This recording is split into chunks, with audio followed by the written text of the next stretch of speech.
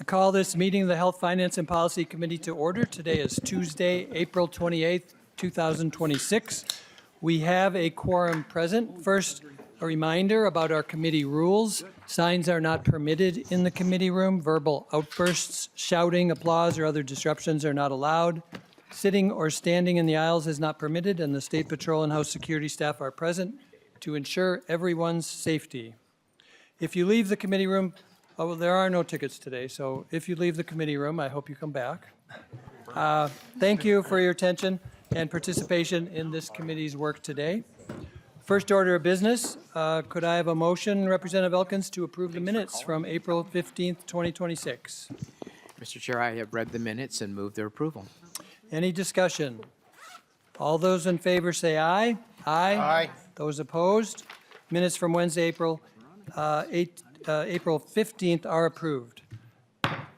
So, first order of business, we are going to move right to our presentation from HCMC.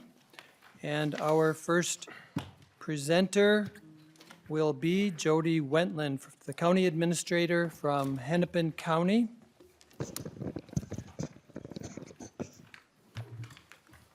Jody, if you would introduce yourself when you are ready, please. Appreciate all of you for being here today. This is a very important issue, and we appreciate your time and coming in to speak to us and take questions. If you'd just introduce yourself to the committee.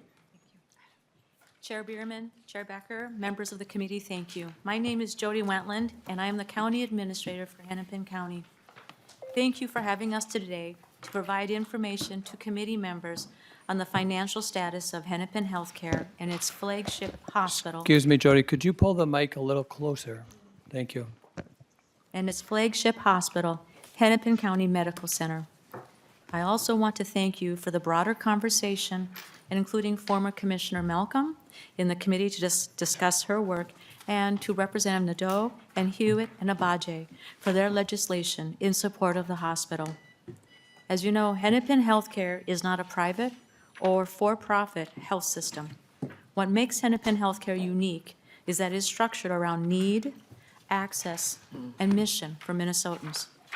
Hennepin Healthcare has long experienced structural financial imbalance and has required county property tax revenue to support its operation. As a level 1 trauma center for both adult and pediatric patients, Hennepin Healthcare provides the highest level of care for severely injured adults and children. This represents the most complex and expensive care in Minnesota. One major driver affecting the hospital's finances is uncompensated care. Effectively, the care hospitals provide for which they are not fully reimbursed. As you can see, uncompensated care is rapidly escalating, rising from $40 million in 2020 to $104 million in 2024, with growth expected to continue. In 2024, 24% of the uncompensated care costs came from outside of Hennepin County. Approximately 75% of patients rely on public payers, Medicaid and Medicare, which do not reimburse at the cost of care. When combined with self-pay patients, more than 80% of all patients served by Hennepin Healthcare systems lacks a viable payment source. Since the hospital has a much larger share of public payers, increases in uncompensated care add significant financial burden. It also means the hospital lacks the reserves or investment income of other health systems, making it especially vulnerable to any budget disruptions. Therefore, the impact of the end of the public health emergency, the Change Healthcare incident, and UCare dissolution had devastating impacts to Hennepin Healthcare's financials, requiring the county to provide a backstop for Hennepin Healthcare's payroll beginning in January of 2026. I should note that we have received an initial payment from UCare, and we appreciate the department's work to help facilitate those payments. Moving to the next slide, you can see that as a public safety net hospital, Hennepin Healthcare has 1.3 times more public program patients compared to safety net hospital peers across the country, and 2.4 times more than Minnesota Metro peer health systems. The high rate of Medicaid patients make the hospital especially vulnerable to changes in Medicaid policy, particularly directed pay and eligibility. You can also see in our staffing ratio, the 74% staffing fluctuates due to volumes. And we've had a significant challenges along with other hospitals with high volumes in recent years and patients boarding in the hospital. Our ratio appears higher because our revenue is lower, and we have some increased expenses with a complex patient population that requires additional staffing, patients that may have housing instability, transportation challenges, and need for interpreter services. And all at the same time, we are teaching the next generations of healthcare workers, which requires additional time and resources and does not result in more staff. Property taxes and cuts alone cannot meet the system's ongoing needs. And now, I'd like to turn it over to Mr. Abdiram Abdi with Hennepin Healthcare. Thank you, Ms. Wendland, for the overview there. And Mr. Abdirahman, please introduce yourself to the committee and proceed. Chair, committee members, my name is Abdirahman Abdi. I am the Chief Financial Officer for Hennepin Healthcare. I want to expand on something that Mrs. Wetland said. She mentioned an increase in uncompensated care from 2020 to 2024. Looking at the payer mix slide, what you will see is that the rate of uncompensated care only rose from 6% to 8%.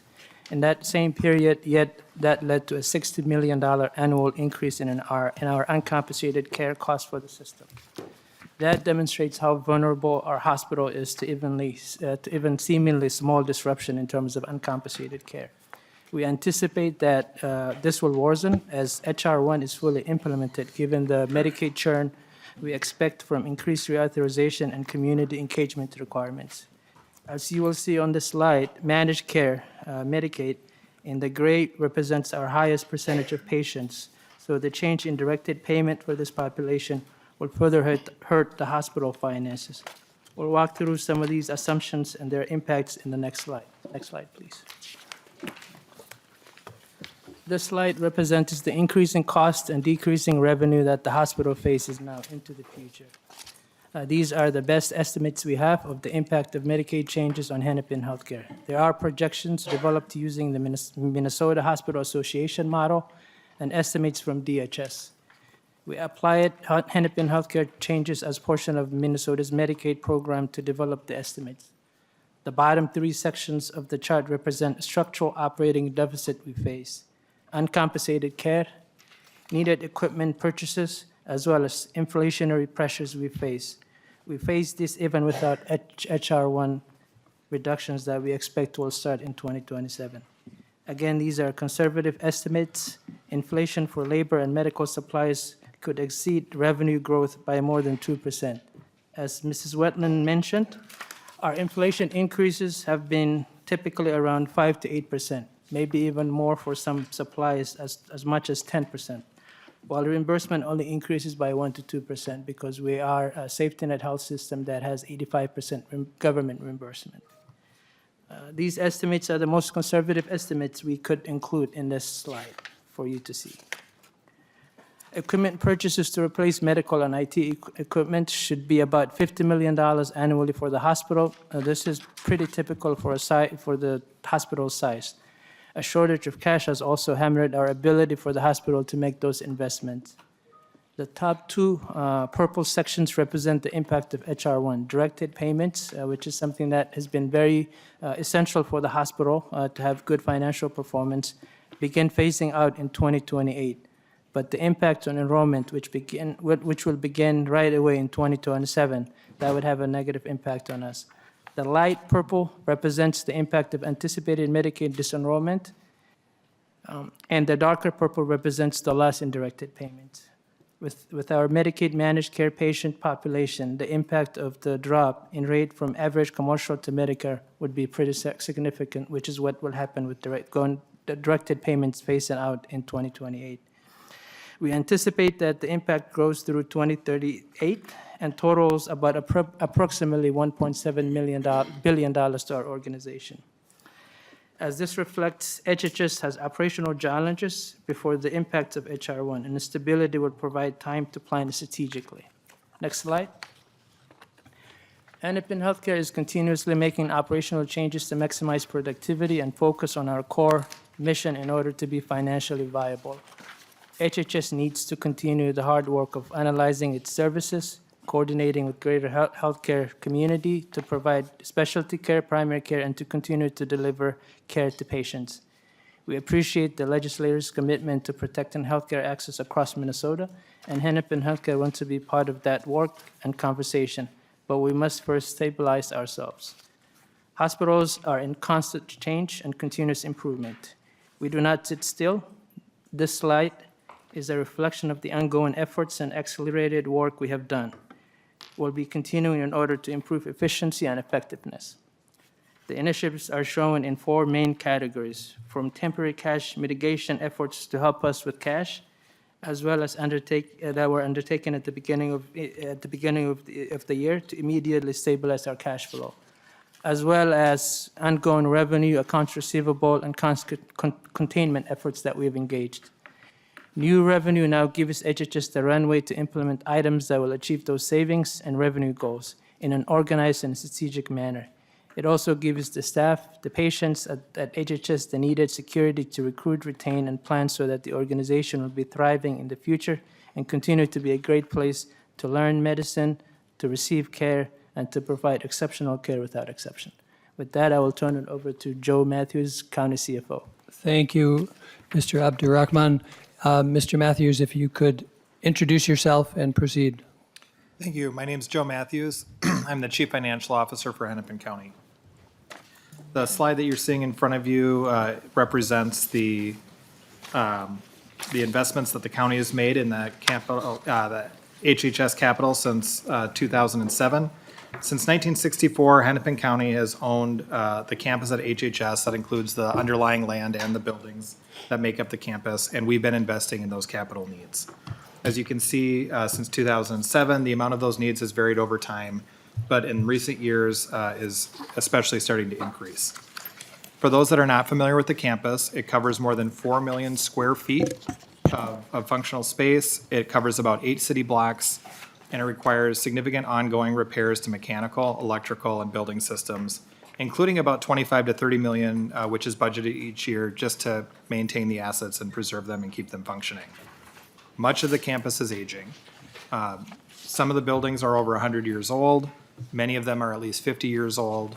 The one newer building is the Clinic and Specialty Center, which, if you're familiar, is the one building from about 10 years ago that came online. In the last 16 months, HHS has experienced over 80 catastrophic events like flooding or HVAC failure. These are expensive events and add challenges to providing care for patients. And these are the events that are severe enough that our in-house staff, our in-house maintenance staff cannot attend to them on their own. And we need to bring in external plumbers, electricians, carpenters, whatever they are, to come in and address those needs. Next slide. Continued capital investment is necessary to offer safe and functional facilities to align with the current medical technology and the accreditation standards of the industry. In some cases, outdated buildings will need to be consolidated to improve operating efficiencies and provide for modern healthcare spaces. So again, if you're familiar with the campus, you may have to move over a multi-block space as you receive care, depending on where in the campus you need to be. Hennepin County has proposed a 1% county sales tax, in part because a sales tax is a reliable revenue source that could be used to support a project of the size and scope needed for HHS's future.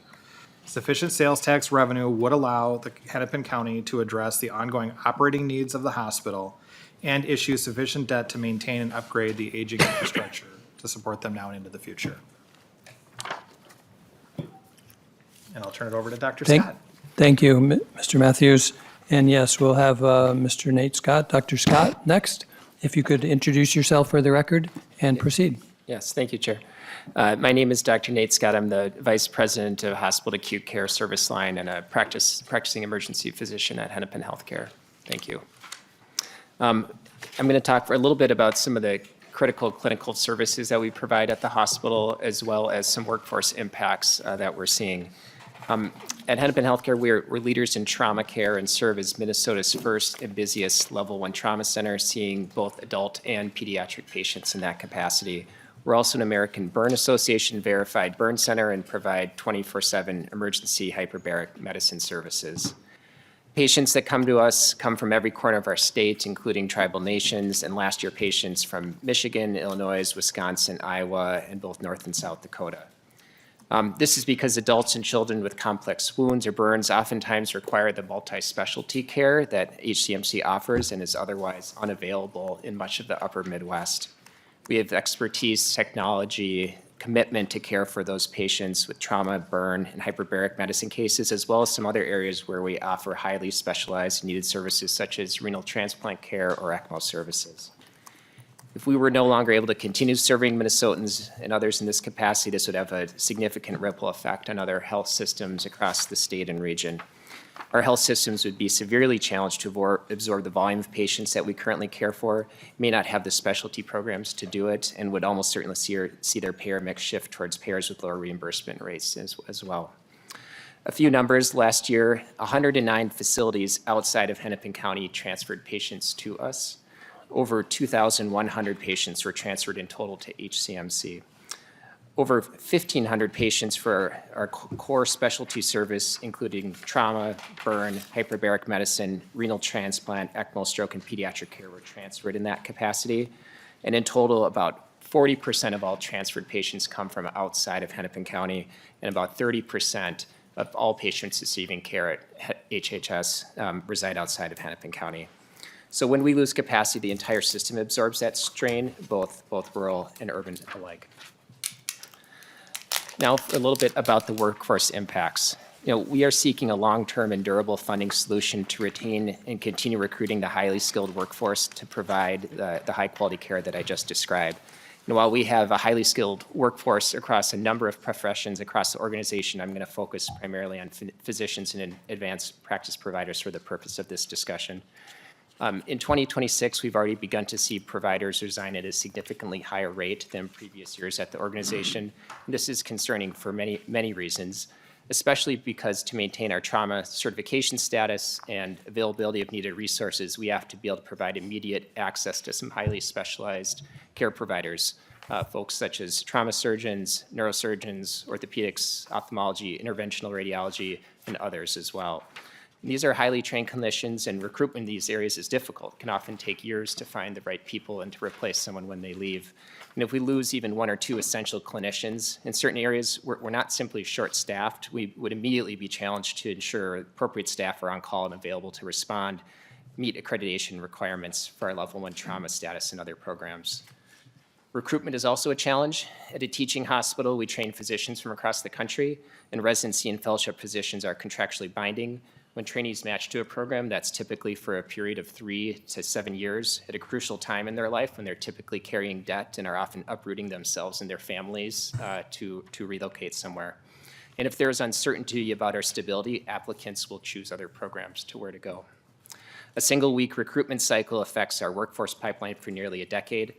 Mr. Chair and members, we're proud to train future healthcare workers and to be here for all Minnesotans in their worst days. Thank you for the opportunity to speak with you here today, and we are here for questions. Thank you, Dr. Scott. Thank you all of the HCMC staff for being with us today. And next, we're going to hear from a senior advisor on hospitals and health systems for the governor's health subcabinet, former Commissioner Jan Malcolm. But I'm expecting that HCMC folks will stick around and be up for questions after we do this presentation and then the UCare presentation.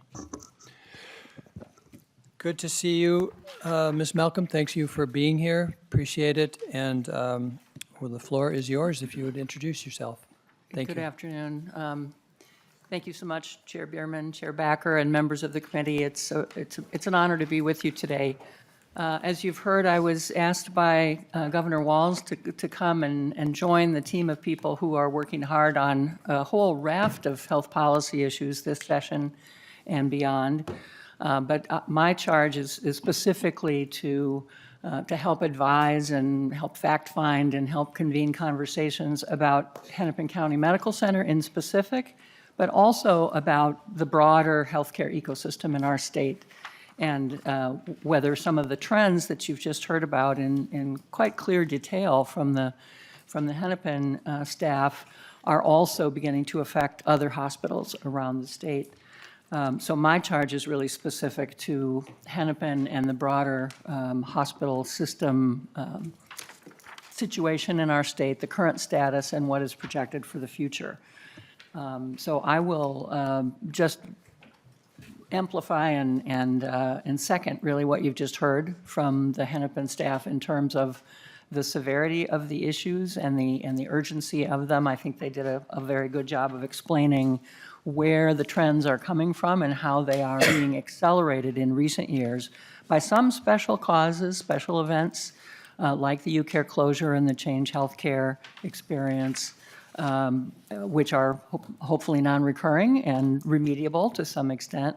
But the bigger trends that are facing the whole healthcare ecosystem going out into the future as a result of changes in federal policy. And we've known, those of us who've worked in health policy for a long time, the really kind of complicated interrelationship between federal financing of our healthcare system and state and local financing and private sector financing through employers. So we've got a very, very complicated healthcare financing system in our state and in our country. What's happening in Minnesota to HCMC and to all of our health systems is not unique. We may be facing it to greater or lesser extents than some other states, and certainly HCMC is facing this perfect storm of trends to a greater degree and with greater speed than most of the other health systems in our state. But significantly, what I've learned in conversations with all of the health systems is they literally are all moving in the same direction. But to a one, they acknowledge the critical importance of Hennepin to our whole ecosystem, the fact that they provide such specialized care, clearly a very disproportionate share of publicly funded patients and underinsured patients. And one leader said, it's like we're all sort of in the same herd, all moving toward the same cliff. It's just that Hennepin already has a foot over the cliff. So there's acknowledgement of the immediacy of the issues for Hennepin. But really important to note that some of these macro trends, particularly the shift in federal policy, really is going to affect the whole sector. And that, I think, is kind of leads to the kind of what I know you're going to hear more about, the solutions that are being offered. This is kind of a complicated puzzle, and I think the response to the Hennepin situation hopefully will include a mixture of immediate help to stabilize the situation, because as I think Dr. Scott just explained, time really is of the essence to stabilize the situation, to prevent the loss of critical programs and critical staff. But as well, we are looking at a macro system that is going to need continued policy innovation and work to shore up all of the things that the whole system relies on. I would sort of refer to them as the public goods in our system. Uncompensated care, but also things like health professions education, things like our emergency preparedness systems, the Poison Control Center, all the things that all of us rely on, even though certain providers bear the largest responsibility for providing those things. One of the health system leaders had a particularly good visual image, I think, that I have repeated often, and that is that the whole complex healthcare financing system really is like a Jenga tower that's been built over the years, kind of with one piece on top of another, without much attention to the foundation of that Jenga tower. And now pieces are being pulled out, kind of by a lot of different actors for a lot of different reasons, without really any regard to what are the kind of the load-bearing pieces, if you will, of that Jenga tower. And I thought that was a particularly apt visual. It really does explain kind of how complicated all of our policy interventions over the last decades have been, and how well do they fit together or not. And now that we start taking pieces out, what's going to happen? So I think it's important also to acknowledge, and one of the things I really wanted to share with the committee today is, as I've been out talking with health system leaders around the state, to a person, they all say, fundamentally, the healthcare financing system that we have is unsustainable, and they acknowledge that it is hugely costly and too costly. And so it's not just a matter of finding always more revenue to pour into the Jenga tower. It is about figuring out how we can really think creatively and do some structural kinds of things, both on the financing side and frankly on the delivery system side, about how we can work together more effectively and more collaboratively in some respects to make better use of kind of collective resources.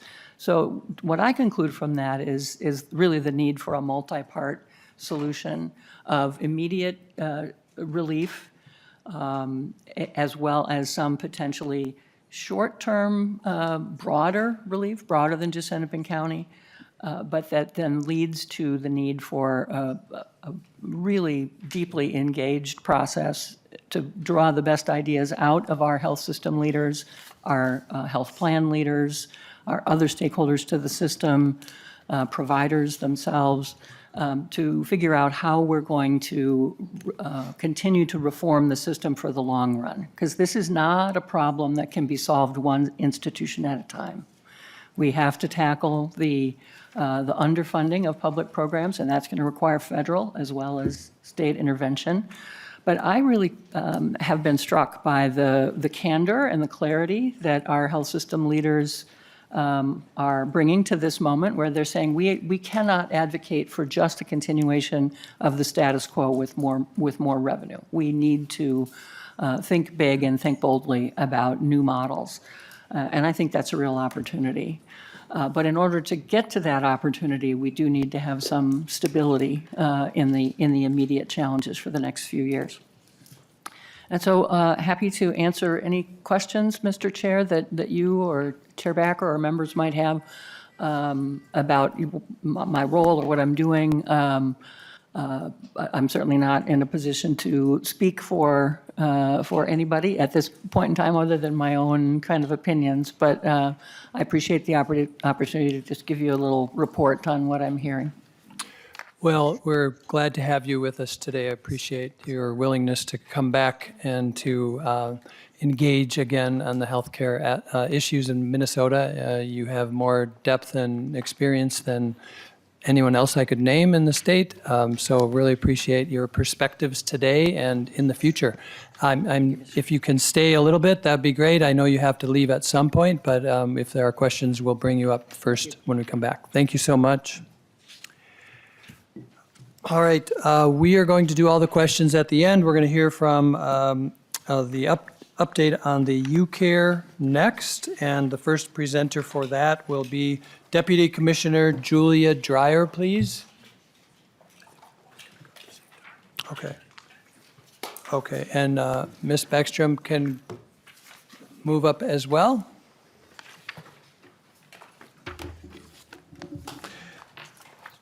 So Ms. Backstrom is the Assistant Commissioner of the Minnesota Department of Health. Welcome to both of you, and if you want to introduce yourself to the committee for the record and proceed, appreciate it. Thank you.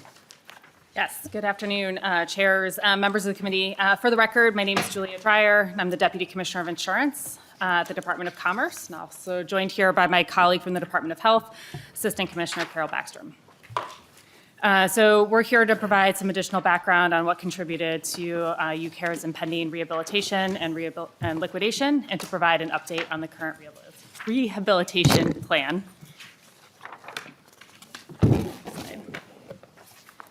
UCare is a large HMO with a significant presence here in Minnesota. The company was created by the University of Minnesota in 1984 and continued to be a well-known entity with significant brand recognition, both with Minnesotans enrolled in the plan, as well as within the healthcare community. UCare Unlike other plans operated largely in public programs, including medical assistance, Medicare Advantage, as well as selling individual market plans on MNsure. While other health plans have other markets and enrollees to balance the impacts of uncertainty in these markets, UCare did not have other business lines outside of these markets, and these are inherently the most susceptible to risk and federal uncertainty. Specifically, the federal government oversees Medicare Advantage plans, and the state has minimal insight into or oversight of that portion of the company's business. The state monitors insurers continuously because financial conditions, as we saw with UCare, can change quickly. Routine oversight helps to identify potential risks and take steps to protect policyholders, claimants, and creditors from potential financial losses. This monitoring includes desk audits and reviews of annual and quarterly financial statements. These filings give regulators a snapshot of the company's financial health and trends over time. We also look at risk-based capital, or RBC, assessments. RBC gives an early warning when a company's capital level is not keeping pace with its risk profile and allowing intervention before the situation becomes more severe. In addition to numbers, operational issues can also signal underlying problems. This can include problems with claims handling, governance, or increases in complaints, and all of this can reveal stress that may later show up in financials. Risk-based capital is more than just how much money an insurer has in the bank. It reflects how much risk that insurer is carrying.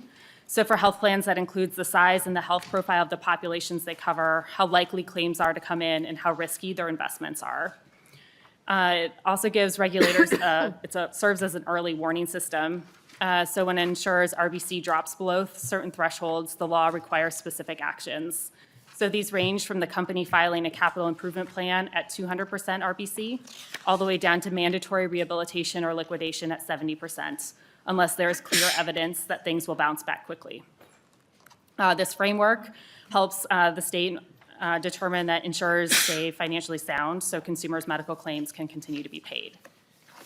Due to statutory data classifications, regulators may also have a very limited ability to speak publicly about the RBC reports, RBC plans, or any sort of corrective action plans, and statute classifies most of this data as non-public.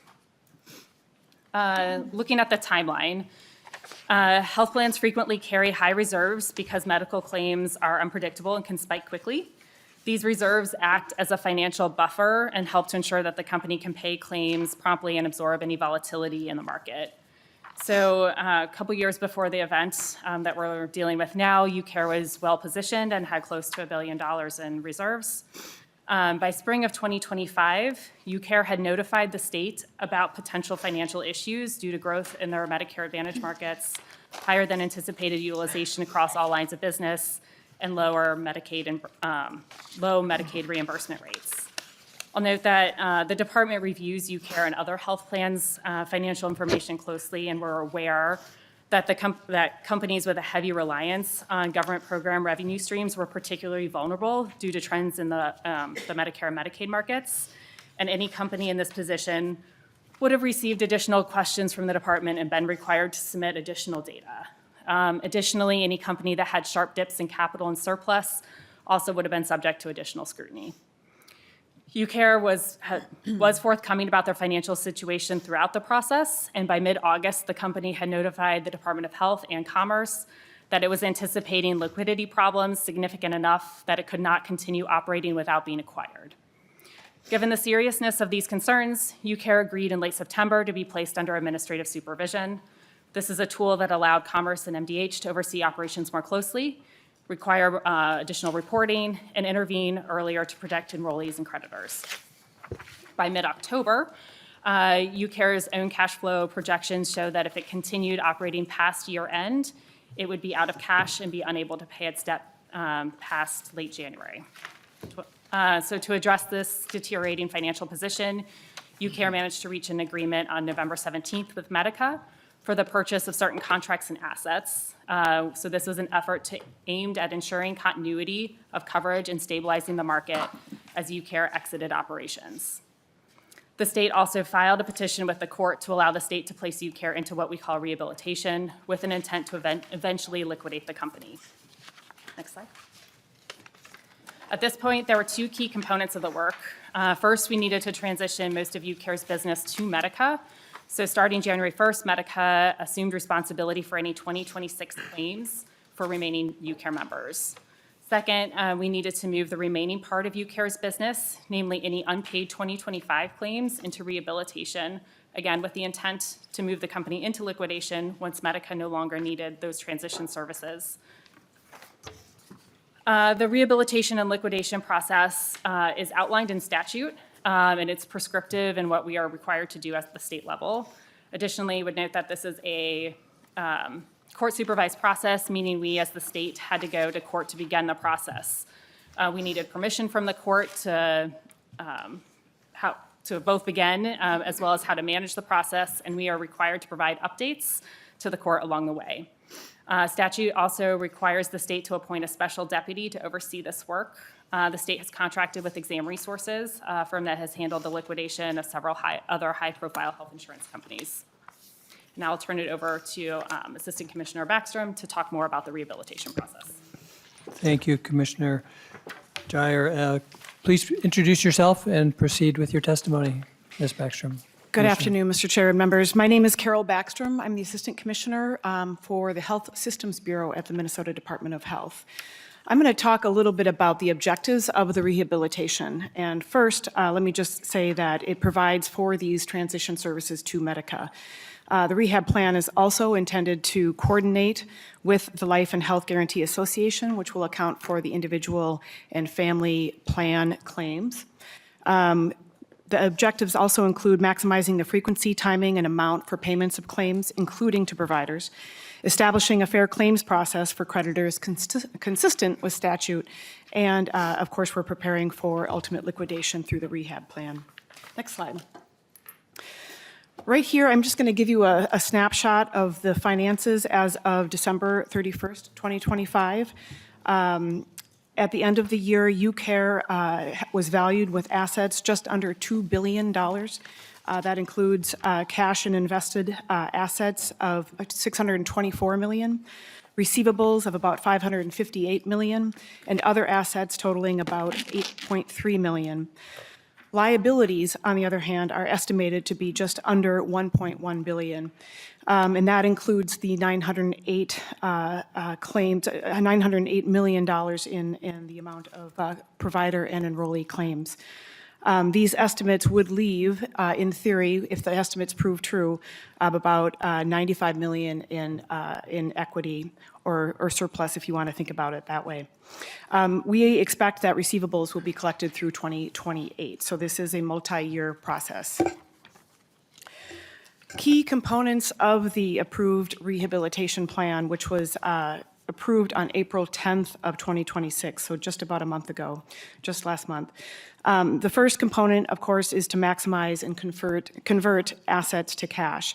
That includes collecting all the receivables, liquidating investments, and selling real estate and personal property. The second component accounts for paying the obligations by statutory priority. And these are all classes of those to be paid in this order according to statute. So Class 1 includes administrative expenses. Class 2 includes federal taxes, which are negligible, I should add. Class 3 includes employee wages claims work prior to the rehabilitation, and we're not aware of any in that space. Class 4 is the one of primary interest here, and that includes all of the provider claims for healthcare goods and services and the enrollee claims for coverage. Next slide. A few words about the priority Class 4 claims. We are expecting to be able to distribute $350 million within these first 30 days of the court approval.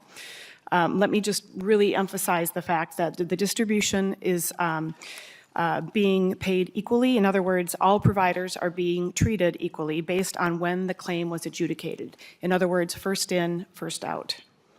There will be ongoing review for additional distributions, with most claims expecting to be paid by the end of 2026. I should note that there's a filing deadline for claims for 2025 claims of June 30th of 2026. And of course, if there are disputes around adjudication of claims, that can be resolved by way of a grievance process or a court, the regular dispute resolution process in statute. Payments have started. I want to note, as Hennepin Health noted, we have the first 2 batches have gone out. They total about $93 million. And if providers haven't received that second payment, it should occur in pretty short order.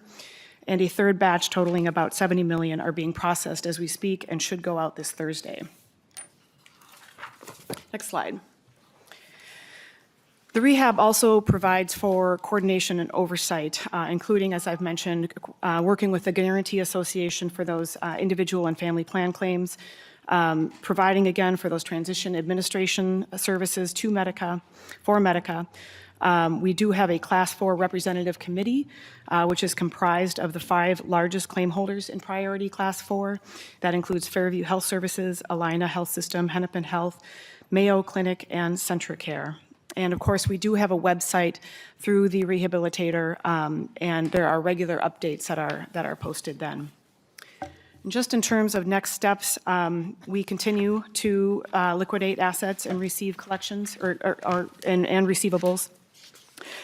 We will be completing the initial distribution of payments to providers for covered health services and make further distributions as funds become available.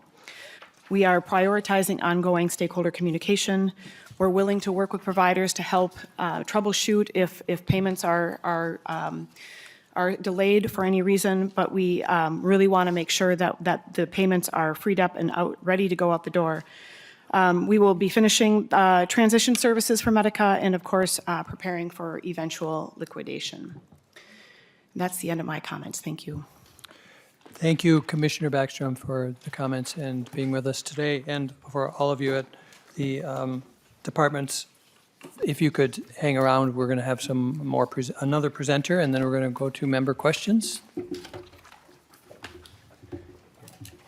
And next up, we have Mr. Dan Andreessen, Senior Director of Policy and Government Affairs for the Council of Health Plans.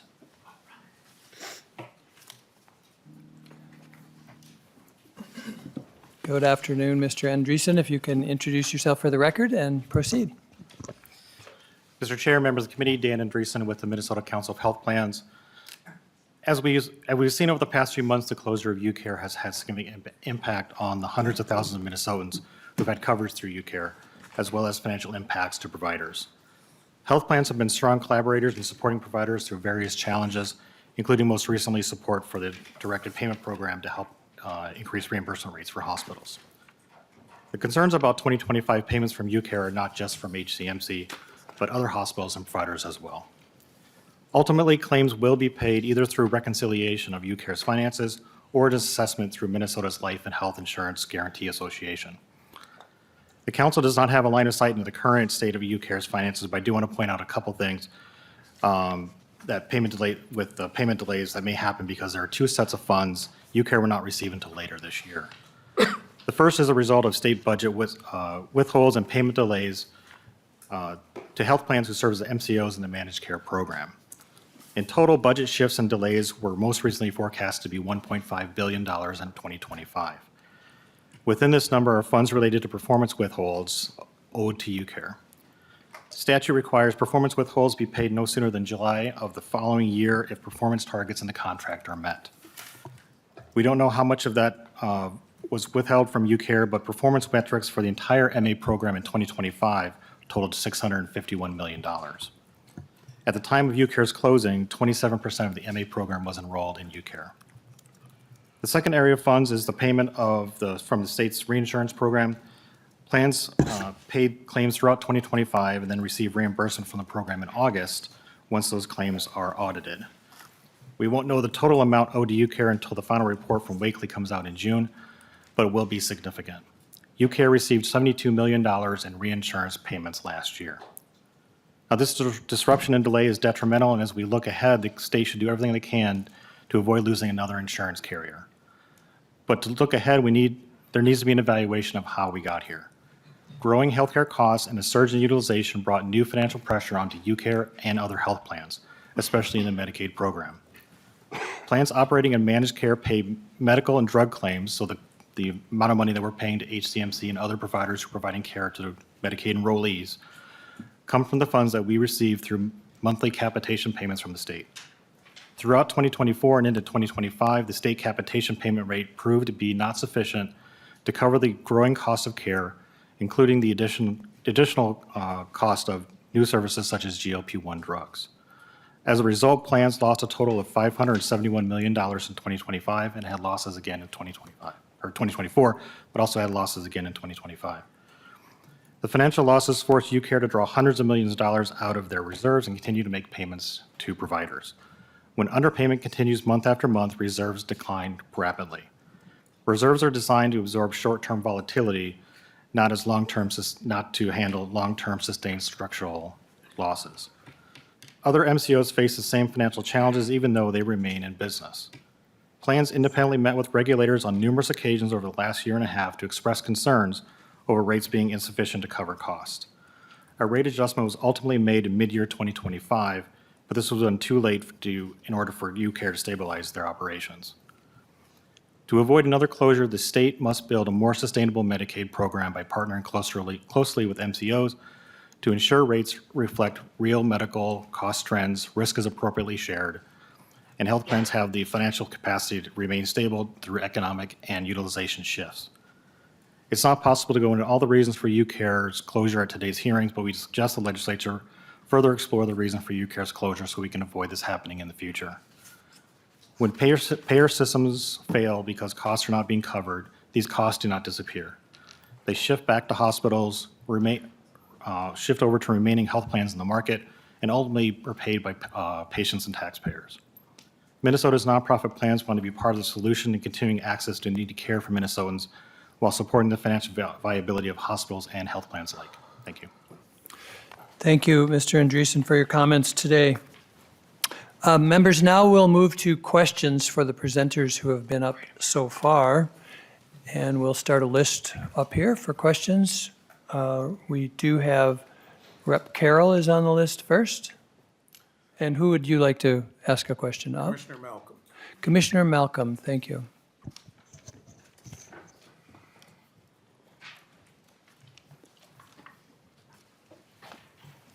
Ms. Malcolm, thank you for staying here and taking questions. Mr. Chair. Thank you so much for coming. It's good to see you again. We worked long ago and far away when I represented Hennepin County's health plan, Metropolitan Health Plan, the safety net health plan dedicated to public. Representative Carroll, could you speak into the mic a little Oh, closer? yes, I thought I was. Thank you.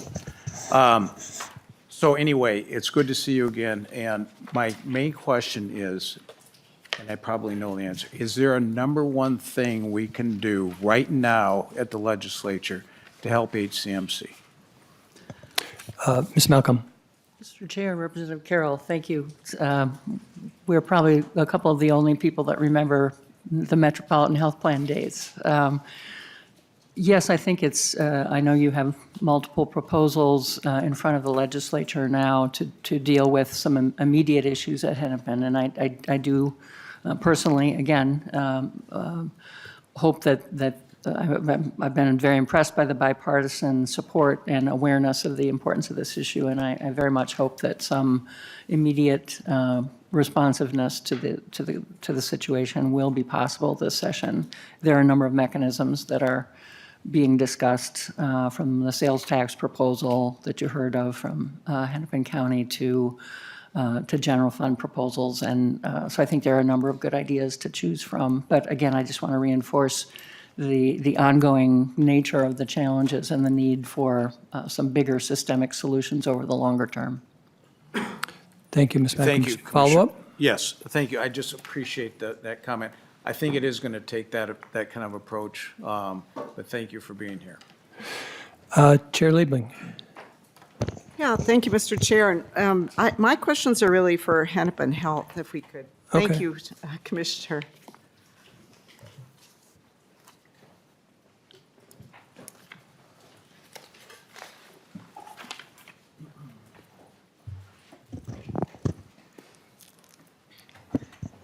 First of all, probably a pretty simple, basic question, and that is just the naming. So we're talking about Hennepin Health. Could you just be really clear? I mean, I'm sure that there are people from the public here watching, and frankly, I get confused myself even after all this time.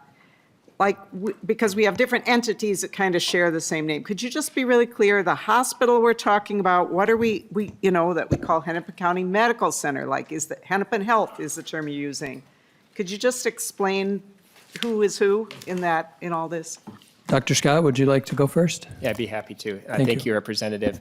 Hennepin Healthcare is the name of the health system, which includes multiple neighborhood clinics as well as the hospital, which is titled Hennepin County Medical Center.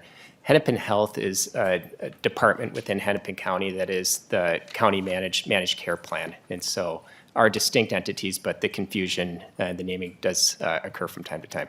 Thank you for the clarification, Chair Liebling. Yeah, thank you for that. So I think that's kind of important to, just as a table-setting thing, and it's pretty confusing, because those Hennepin Healthcare and Hennepin Health sound pretty much the same to most people. But here are my questions. First of all, another probably easy, simple question.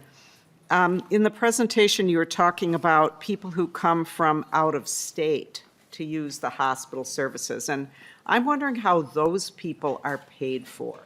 Are we taking Medicaid from other states? Are these all private pay, or how is that all being worked out? Mr. Abdirahman? Chair, Representative, it depends on the insurance coverage that they have. So if they have Medicaid insurance, we take their Medicaid insurance. If they have a private commercial insurance, we take their private commercial insurance. So it depends on what the patient has, and based on that, we provide care to them. Chair Liebling?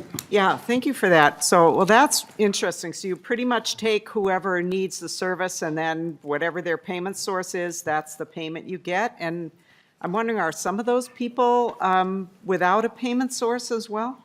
Yeah, I see you're shaking your head. Mr. Representative. Chair Abdirahman? Representative, yes, there are times when they don't have a coverage, and so if they come to us, especially through the ER, we have to accept them and provide care, yes. And Thank you, Chair Liebling. thank you, Mr. Chair. And do you have any sort of estimate of like what, how much underpayment or uncompensated care, or, I'm really interested in like the out-of-state patients, because here we're all talking about providing state funding, and I suddenly I'm thinking, well, I mean, I don't want to provide state funding for patients from North Dakota.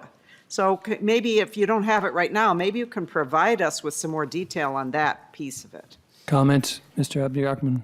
Chair, Representative, that's not a data I have in front of me today, but that's something that we can provide to you. Okay, thanks. Further questions? Thanks, Mr. Chair. Now, here's the more substantive question that I have. I'd really, and maybe the two of you who are up there, I don't know if you're the right people to discuss it, but maybe it's the administrator, I don't know, but I'd really like to hear something about the governance at Hennepin Healthcare and the changes that have happened, and whether you see the change in governance related to the fiscal issues. I just really like to understand, because this was an issue, I think last year, we had a bill to actually to stop the board from dissolving the hospital board. And I recall at that time, maybe my memory's wrong, but I recall the Hennepin County Board telling us, we're not going to do that. What do we need a bill for? You're trying to stop us from doing something we're not planning to do. And yet that's exactly what happened. And as we move forward here with possibly finding some state resources to try to keep this hospital afloat, which I have to say I'm very much in favor of. I don't think there's anybody here who is going to argue that there's no problem.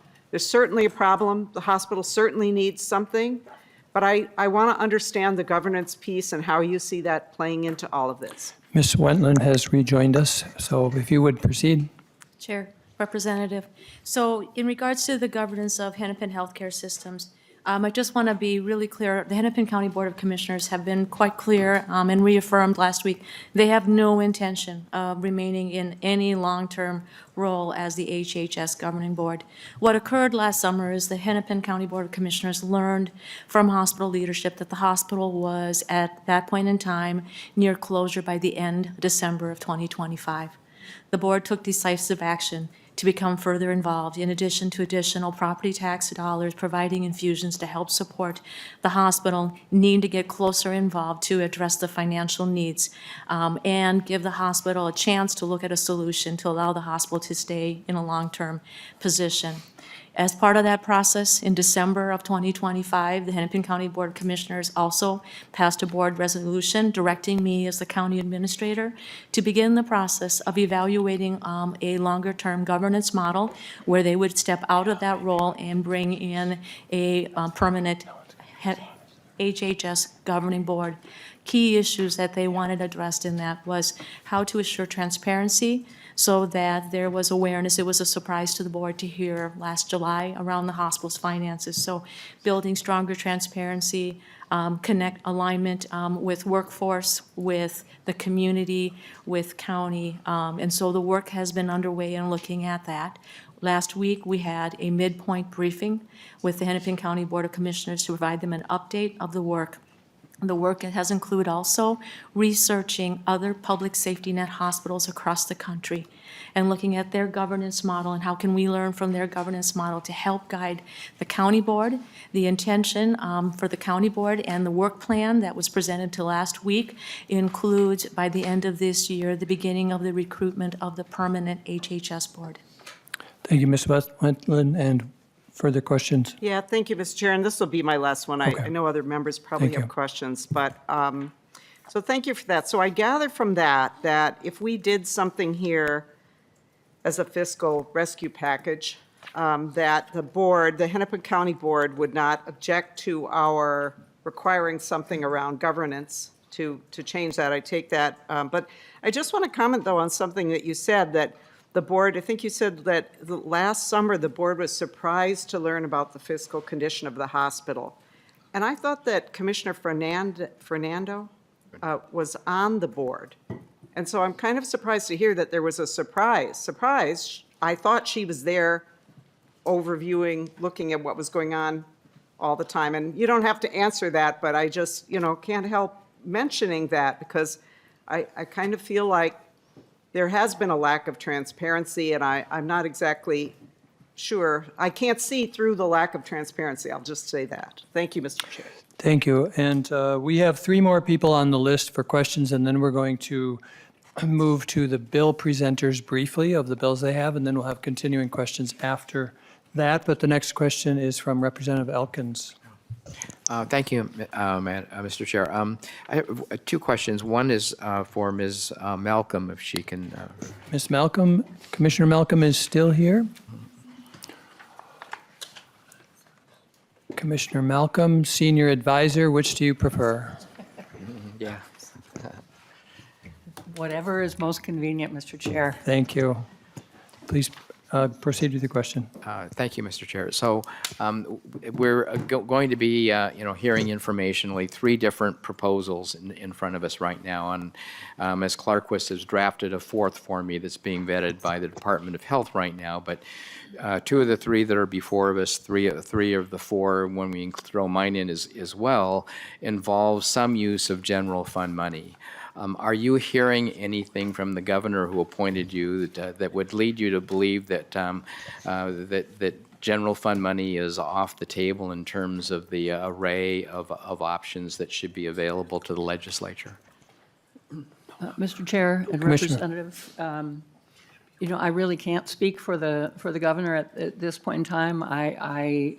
What I can say is that the administration really appreciates the puzzle here. And we are in conversation about trying to be responsive both in the short term and, as I mentioned, in the longer term, and imagine that this will require sort of a combination approach. Okay, thank you. That's as good an answer as I think you could have given me.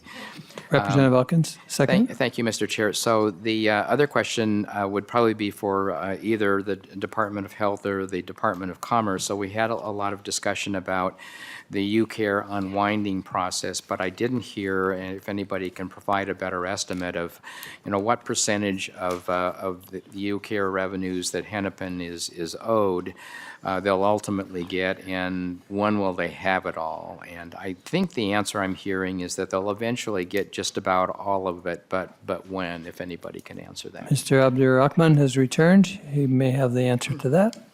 Chair, Representative, so we have about total of $104 million as at the end of February 2026.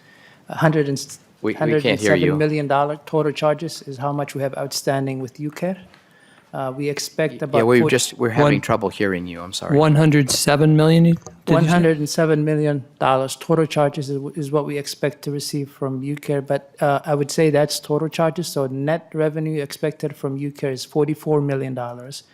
And as MDH and the Department of Commerce have noted, we're starting to receive payment. We did receive payment yesterday, and we're expecting another payment today. And so, based on our conversation with the team here from Department of Health as well as Department of Commerce, the goal is to get all of the money to us at the end by the end of the year, essentially. By the end of the year. So $44 million total net revenue is what we expect. Thank you. Follow-up? You just, so what is the difference between the 107 gross and the 44 net? What is the reason why it's so much short of the gross? Mr. Abdur-Rahman? So charges are basically set based on market rate, and net reimbursement is based on what we have agreed with the payer to pay us. As you know, payments are usually, reimbursements are a lot lower relative to charges, and so especially for Medicaid. So that's why the amount is lower than the total charges. Okay, thank you, I understand that. Thank you, Mr. Abdur-Rahman. Next, Representative Rapinski. Thank you, Chair, and thank you, Representative Liebling and Representative for that question. I had those concerns also. I understand you said, and these questions might be for maybe Director Dreyer or possibly Ms. Baxton, I think might be able to answer these best if you want to come up. Commissioner Dreyer and Commissioner Backstrom. I'll state my question as you ladies make your way up. Just hearing now that over $107 million owed and payments are starting to be made, do we have numbers as far as what amount they'll be getting paid back? How soon? It was kind of stated there. But I guess my question is more specifically is, why isn't HCMC going to a private lender and asking for money, knowing that this money in the Rehabilitation Act will be received? Because essentially we're asking the Minnesota taxpayer to foot this bill. So I'm curious why they haven't, or have they approached private lenders, or maybe potentially taking ownership over or something? Commissioner Backstrom, Commissioner Dreyer. Sorry, Chair. I believe this would be a question, in terms of the lender, that's a question HCMC or Hennepin HCMC Healthcare would have to answer. Would need to address. Okay, we have Mr. Matthews returning. Thank Mr. you, Mr. Matthews. Chair. Hennepin County is the financial backstop for the Hennepin healthcare system. And so in January, when their cash balances were negative, the county extends basically overdraft protection to the hospital. Those cash balances ran a 30-day average balance negative from mid-January until early March. They have been slightly positive the last few weeks. So during that time, we make sure that their paychecks don't bounce and their vendors get paid. And that is at the expense of the county in terms of lost investment income. Representative Rapinski, follow-up? Sure. So when you, let's say over the last 5 years, has HCMC had positive net ever?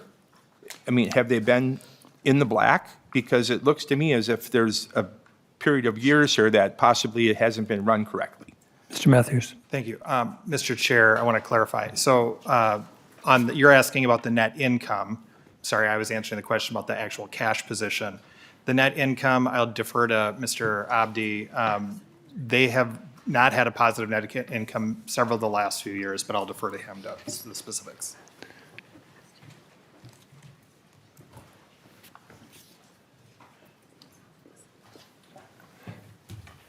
Mr. Abdur-Rahman. Representative, so I'm due as the CFO for Hennepin Healthcare since beginning of January, but it's my understanding that for the last 10 years, Hennepin Healthcare has only had 2 years where they had a positive net income. So 8 of the last 10 have been negative, essentially, in terms of operating income. Follow-up, Mr. Representative Rapinski, you good? Thank you, Chair. Just, I think having a hospital that has had 2 years of the last 8 years with the net income just brings up some questions into how that's being ran. Thank you, Chair. Right, understand, and I appreciate that comment, and it is rather dramatic to understand the current state of many hospitals across the state of Minnesota and their lack of being in the black year to year. It is a continuing challenge, as was brought up. We have 4 more, including Representative Van Binsbergen, who will proceed, and then we will go to the bill authors to hear a little bit about their bill and save some time for discussion after that. Mr. Abdirahman, did you have another comment? I thought I saw you waving your hand. Yeah, Chair, just wanted to add more in terms of what you said. Please. I don't think it's unique in terms of Hennepin Healthcare having a negative operating income. For safety net health system, I think if you compare us relative to nationally and locally, it's, healthcare has been struggling overall. I think if you look at, all the health systems have had challenges from an operating income. So Hennepin Healthcare is not unique in that regard, but more broadly, because of our safety net system and the fact that we have 85% reimbursement from government, we are at a disadvantage in terms of having the necessary resources to be able to compete and provide the care that our patients and community need. Thank you. So we'll go with 4 more questioners. The first will be Representative Nadeau, and we're trying to keep it limited maybe to 2 questions right now. I know you could talk about this all day, as I could, but we want to get you up for your bill, too. Thank you, Mr. Chair. I'll ask one on HCMC, and then I'll ask one on the UCare thing, if that's okay. Sure. So every testifier talked about, and including Commissioner Malcolm, was talking about this trends acceleration. And we have a lot of data that we see, and this is the HCMC question, and I think it's Mr. Abdi. You just mentioned that you're not alone in this, but you are alone in the amount of losses that you have incurred. You were very similar to Essentia Duluth, North Memorial regions in 2020, 2021, and after that point, you severely deviated, and your own documents prove that your uncompensated care, how you guys are classifying uncompensated care, is almost tripled in that short period of time. So explain to us how HCMC has been so different since 2021 from other hospitals that provide similar, and I know it's safety net, don't go into all that. I mean, this is a financial thing. How has HCMC deviated so far away from other hospitals in uncompensated care? Mr. Abdirahman. I think, Chair, Representative, I would say I think overall because of the patient value that we have, that's one driver. Directed payments, obviously we receive additional payment, and so the amount is going to be more relative to some of the comparisons you made like North Memorial.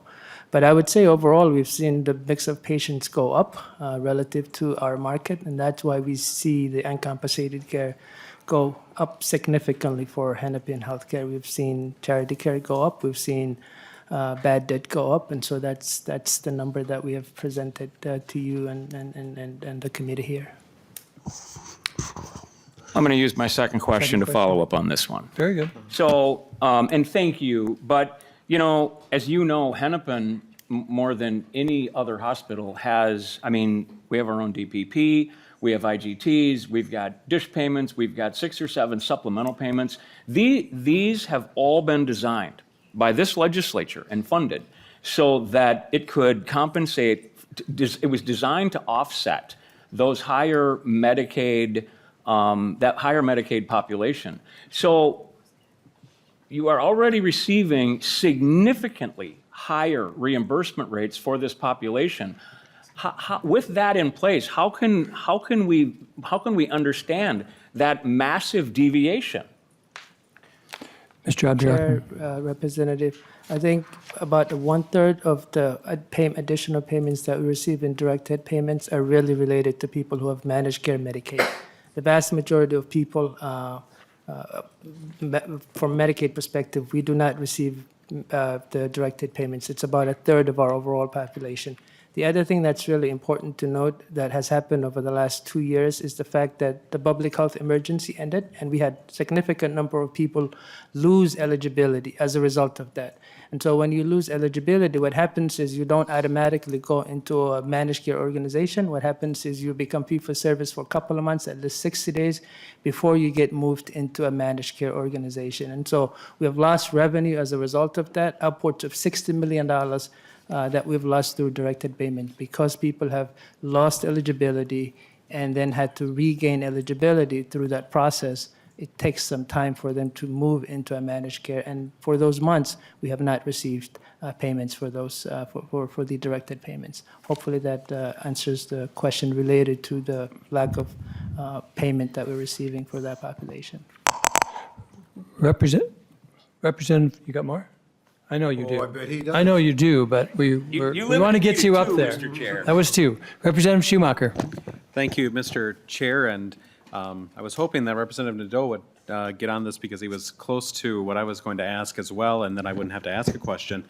But with the uncompensated care piece of it, it's my understanding that HCMC's policy is to provide that charity care framework for anyone who is at 300% of the federal poverty level. And it's my understanding that other hospitals that are comparable cap that at the 200% federal poverty level. What in all of this does that contribute to the financial piece that you have now? Or what would be the difference there in the uncompensated care level based on the decision to provide charity care up to that 300% level? Thank you, Mr. Chair. Mr. Abdi-Rahman. Chair, Representative, when we did our own internal analysis, we do not really see a big difference in terms of the 300 versus the 200 in terms of evaluating for uncompensated care. And that's the reason why we felt 300 was the appropriate number. But if you look at both, the impact is very minimal. Thank you. Co-Chair Backer.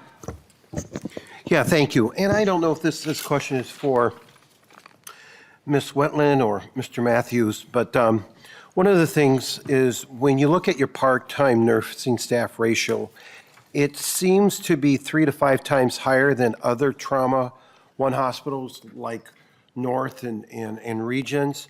And it also seems that your benefits for HCMC accounts for 23% of its operational costs, while if we look down the block here, Regions is about 13%.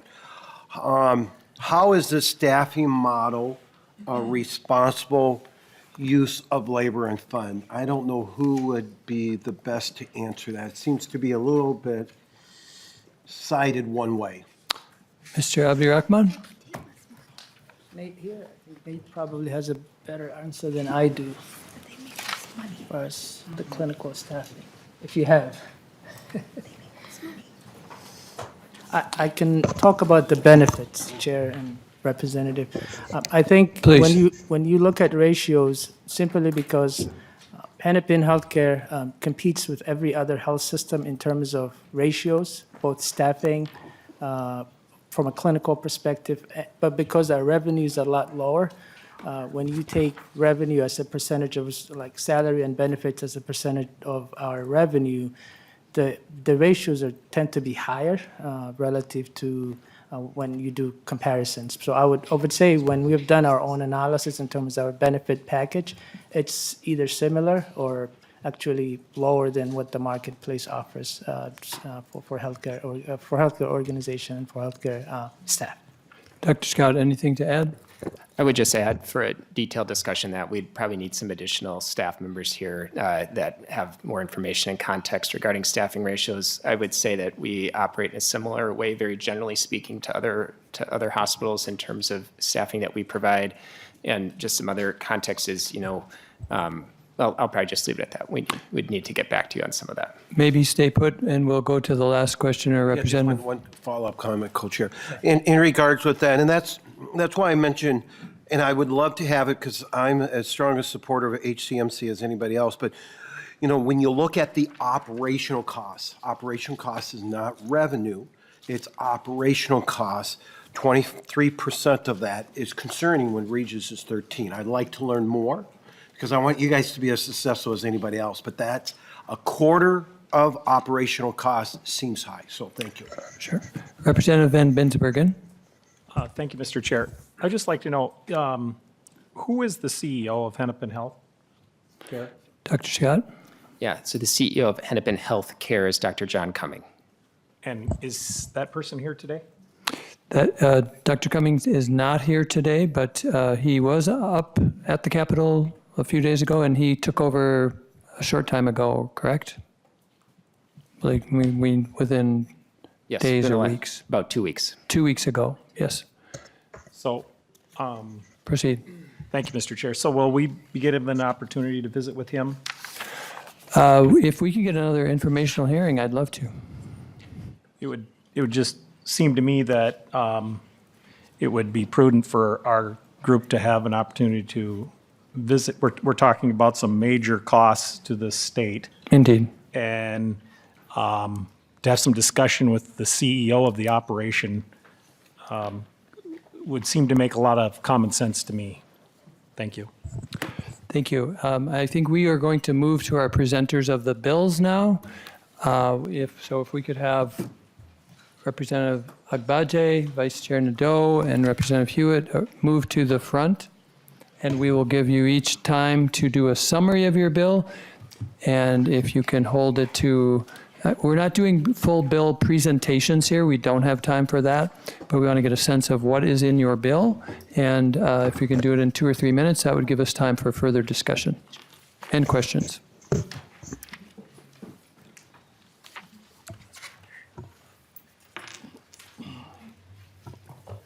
So we will go by order of when they were dropped, or we'll go by, that. So Esther, Representative Agbaje, if you would proceed. Sure. Thank you so much, Mr. Chair, and appreciate the time of the committee today.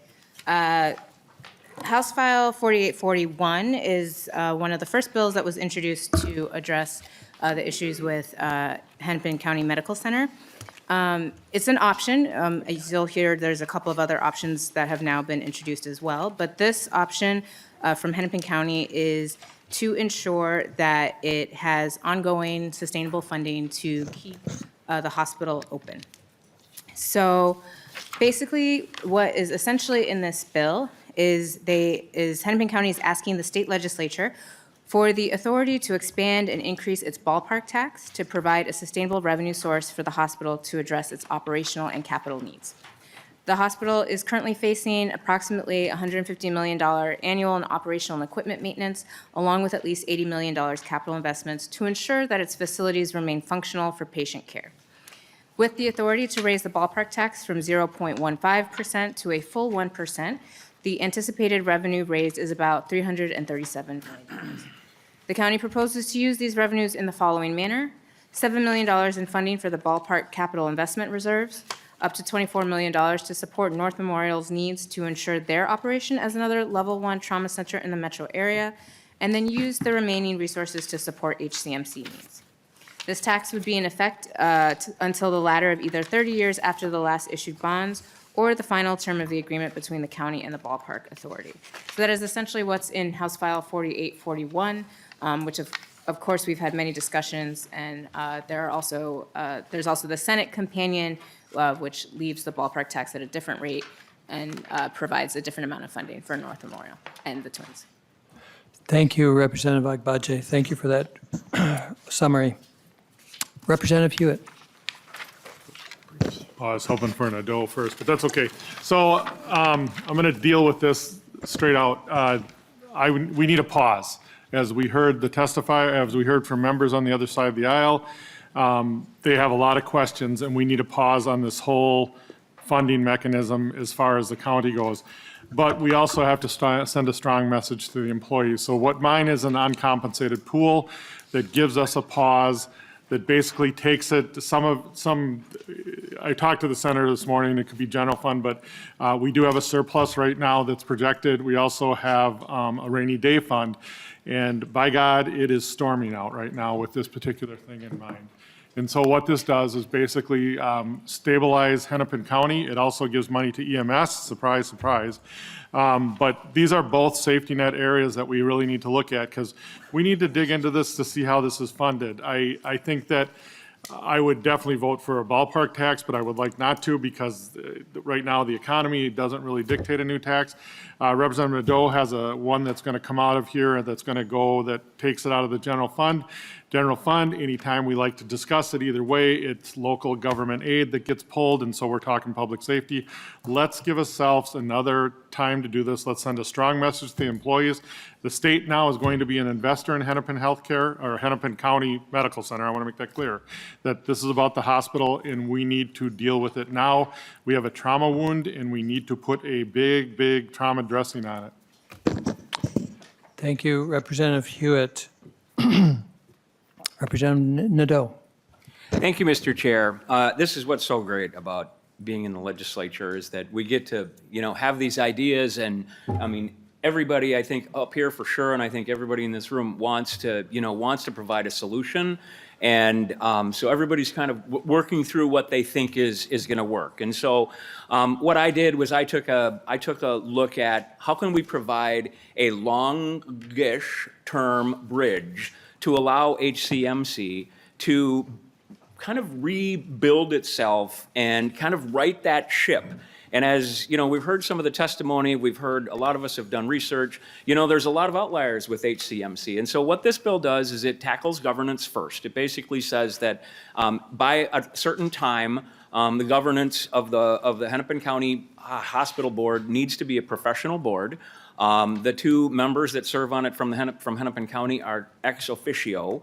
And then it creates, in this bill, it says that dollars, and it takes $250 million a year from the general fund for 5 years.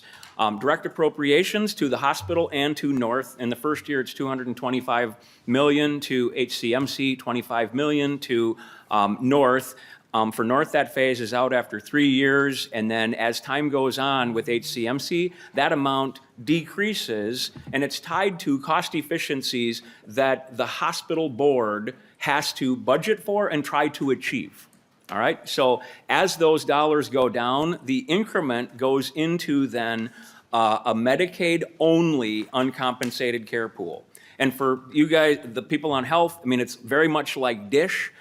Similar thing. It's Medicaid only, so a hospital, and these would be all metro hospitals, would then take their MA coverage minus the MA revenue, which would create that underpayment amount, and that would then be able to be divided by whatever that pool value is. And the idea here is to try to create also an incentive so that people aren't driving by Mercy and Unity and Methodist to get to HCMC, so that there's higher rates that hospitals can get, because that's where we are. As much as I'm still waiting for some of the information from HCMC on why with higher rates are they still struggling so much, we do know that the rates that that we pay for Medicaid populations do not cover the cost of care. And so it's maybe a too cute by two. I think it's a really interesting proposal that we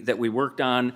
It doesn't have a number. I haven't introduced it as a bill. I feel like there's a lot of discussion going on, and I hope that we can find enough pieces from all of the bills to put something together, and I'm very optimistic that we will. Thank you for those brief introductions to your bills. We'll take some time for member questions at this time. I did want to ask a question, and I think it should either be someone from HCMC or maybe even the Minnesota Department of Health. Wanted to just know if there's a definition of uncompensated care that we as members should be thinking of in terms of what that terminology means. And I don't see anyone jumping up to answer this question yet. Lisa's pointing. He's being pointed out. Mr. Gildemeister. You should all just plan to stay up around there. We can have some questions. I'll stay up here.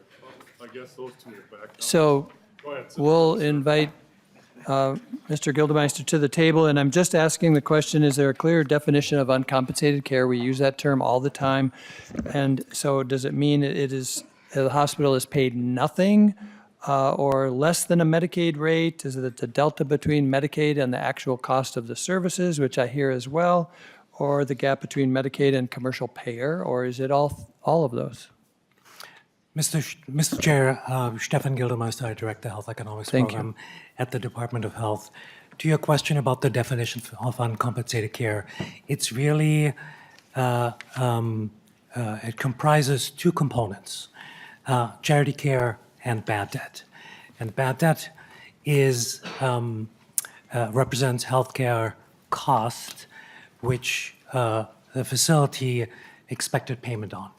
So that is, for example, an individual has cost sharing, they're billed for the cost sharing under insurance coverage, and that person does not request to be eligible for charity care. So all parties could have expected this payment to materialize.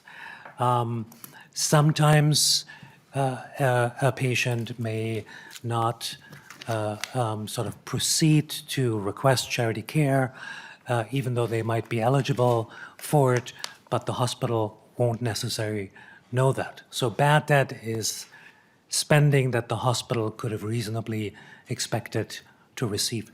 Charity care, on the other side, is the cost of care that was delivered to a patient who has been found to be eligible for free or discounted care under a hospital's charity care policy. So what does that mean? The hospital defines a policy and conditions under which a patient is eligible for charity care, and that usually includes a number of components. The income of the patient, whether that patient has requested or sought eligibility for Medicaid or Minnesota Care, and sort of processing the evidence, then the hospital decides whether or not that patient is eligible to have their care written off. Under this typical definition of uncompensated care,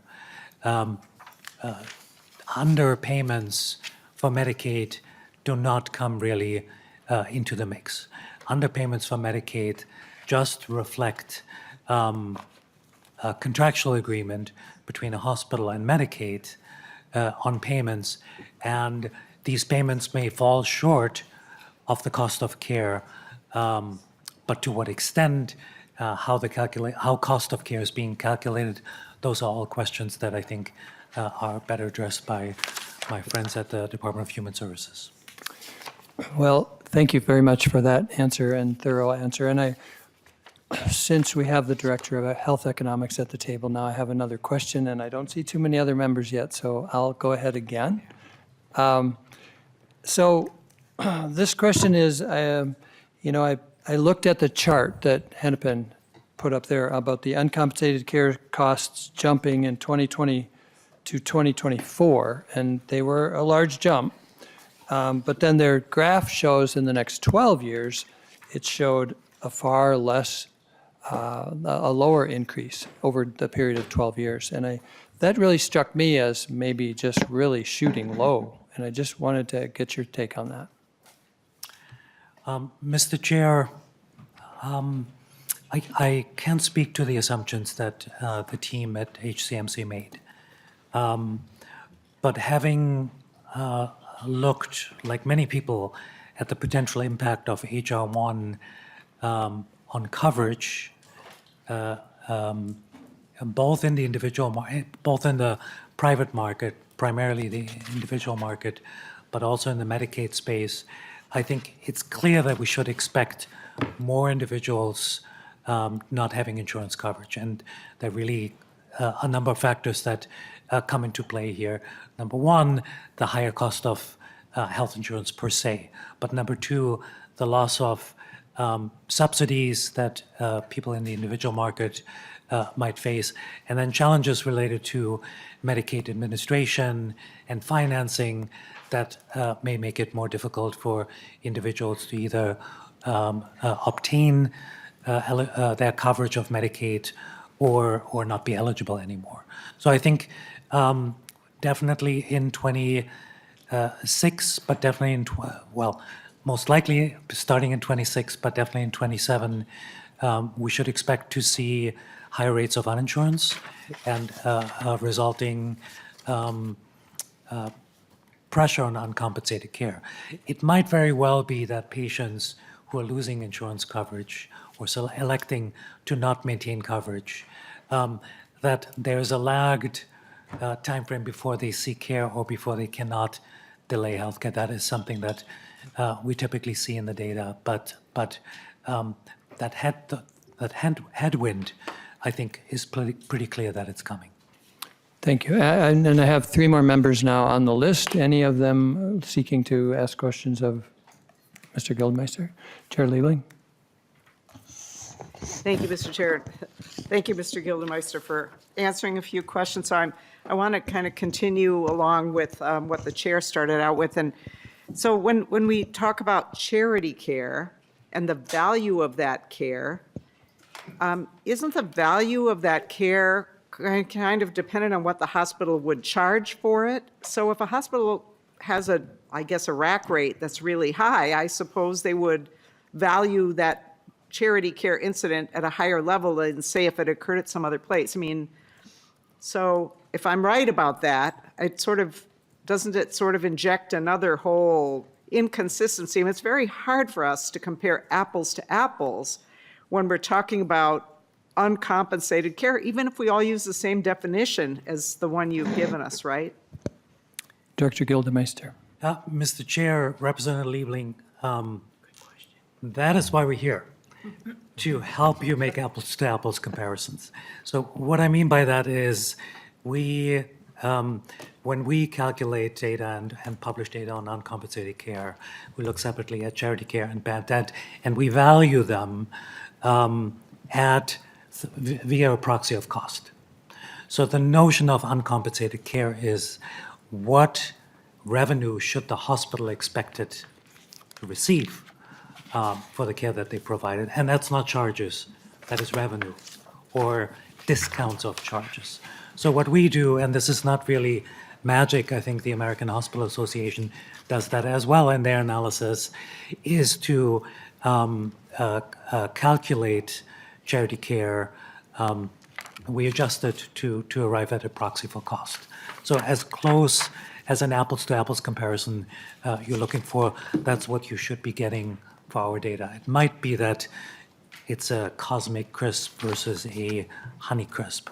I think what comes into play here certainly are the decisions that individual hospitals make in how they collect information, how they collect on bad debt, or how rigorous they are in enforcing documentation, and what the levels of charity care eligibility is. So there's some natural variation, of course. Chair Liebling. Yeah, and thank you, Mr. Chair. And just one more follow-up, and that is about the concept of cost of care, which you've used that term, and we all use that term. And my understanding is that's a very slippery concept, right? It might be the cost, and there's been some talk here today about different personnel costs at different places based on what the salary schedules are and all of that. So costs can vary, and I guess I would just say, and maybe you can kind of respond to my comment, and that is that it sure seems to me like we need to put in law some definitions so that as we look at our system, we can actually, even if it's a Honey Crisp and a Cosmic Crisp, at least we can compare something in the ballpark of the same fruit as we look across the system and see how hospitals are performing and what their real challenges are. Director Gildemeister.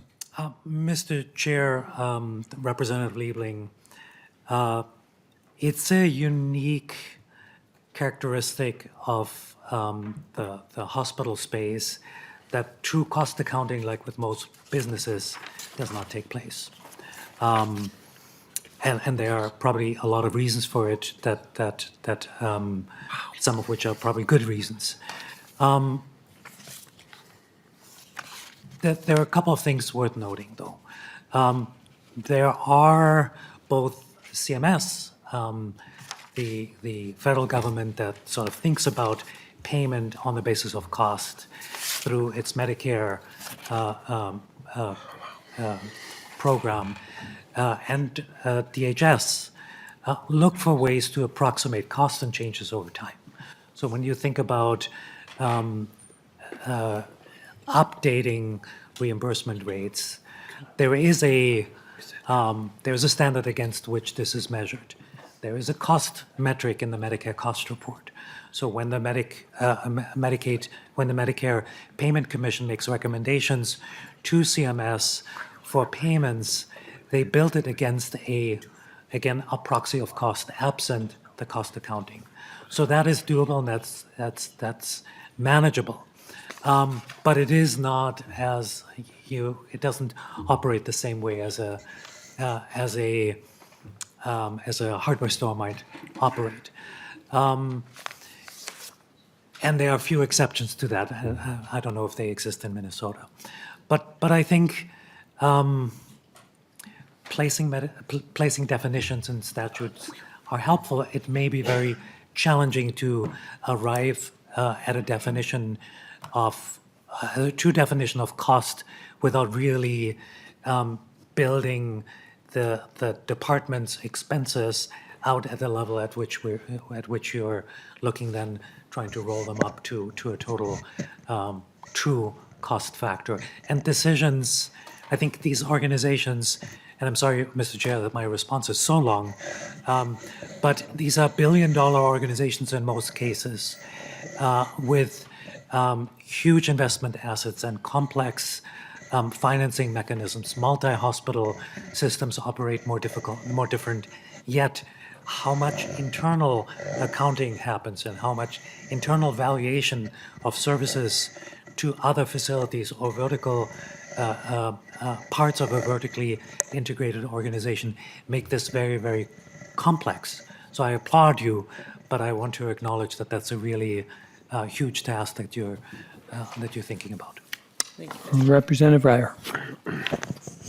Thank you, Mr. Chair. My Vice question, Chair. I'm sorry? Vice Chair. My question is for Vice Chair Nadeau and for Hennepin Healthcare.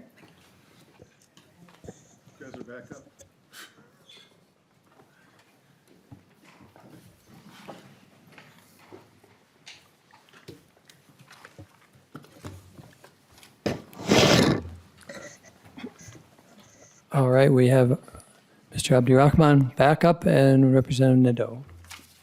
Thank you so much. Vice Chair Nadeau, one of the features in your bill is for the conditions for obtaining additional state funds is to achieve a change in the payer mix with increasing the share, for example, line 4.19, taking steps to increase the number of patients with commercial insurance in the payer mix by at least 10.5% between calendar years 27 and 31.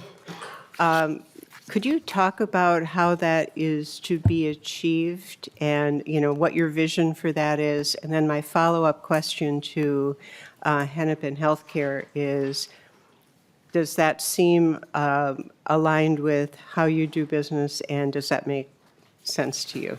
Representative Nadeau, Vice Yeah. Chair Nadeau. And thank you. And the payer mix component is something that all hospitals struggle with all the time. And so there's no money tied to the payer mix. It's basically a goal sit in there that the hospital will work towards trying to provide a better balance for that. Hennepin is between 75 and 80% public programs. They always have been. Hennepin Health, as we learned, is our HMO. That's all Medicaid at Hennepin. There's opportunities, I think, if Hennepin Health wanted to try to get into the commercial market, or more so. I mean, I think there's those options. But my bill really is creating that space for the hospital to basically say, yep, we've got a goal that if my language passed, that there has to be a $50 million cut in 1 year. So they would basically build a budget according to that. They would do all they could to try to balance that payer mix. But there is no direct tie between my bill and payer mix changes. Follow up, Vice Chair Iyer. Yes, before I go to you, thank you, Mr. Chair. So calling it a condition to obtaining additional state funds in the bill, in the Section 7 header, does seem like a condition and does seem like a requirement. So is that just something to work out in bill language? Because to me, it feels very much like there's a, and if you don't, here are the consequences, which I hadn't found yet. Vice Chair Nadeau. And thank you. And I have an old draft of this, so I would like Ms. Clarquist to answer this question.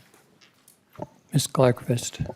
Mr. Chair and Representative Ryer, I think Section 7 does set up a series of conditions, but the language regarding payer mix is that the county board or the corporate board commits to taking steps to modify payer mix. And so that's the softer approach related to payer mix. Vice Chair Iyer. Thank you. So then turning to the healthcare folks, could you just share your thoughts on this and how that aligns with your planning and how you would like to see the situation proceed for the health system? Mr. Abdi-Rahman. Chair, Representative. So we, every year, have contract negotiations with different payers in the marketplace, depending on when the contract renewal is up.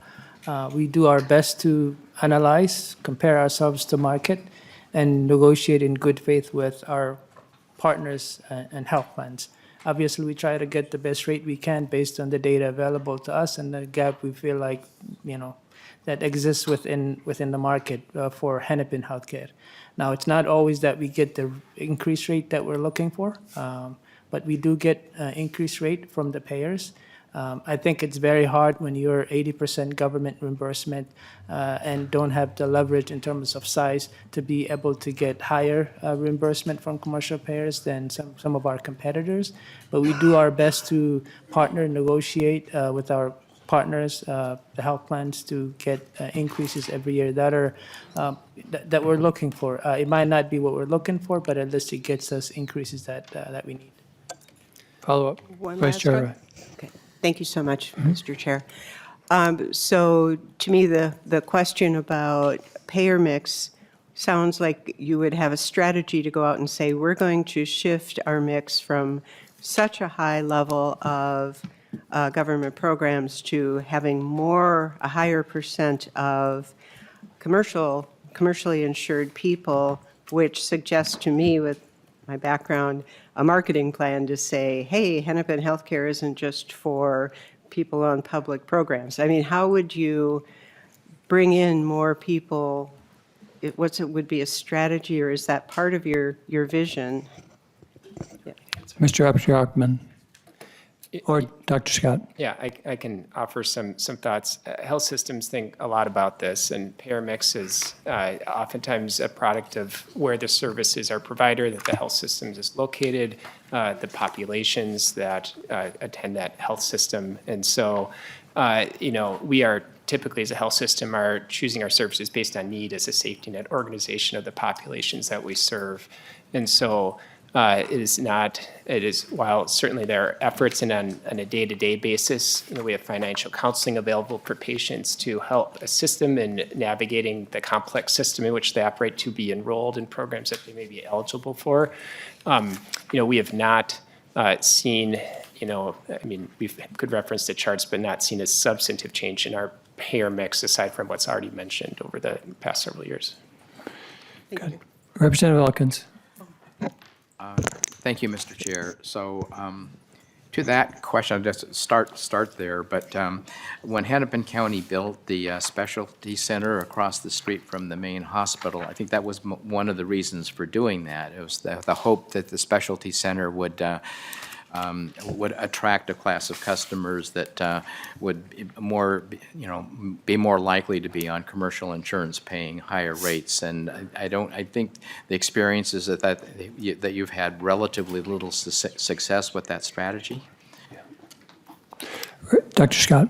That's my understanding as well, is that our commercial payer percentage did not change substantively after that was built. Yeah, thank you.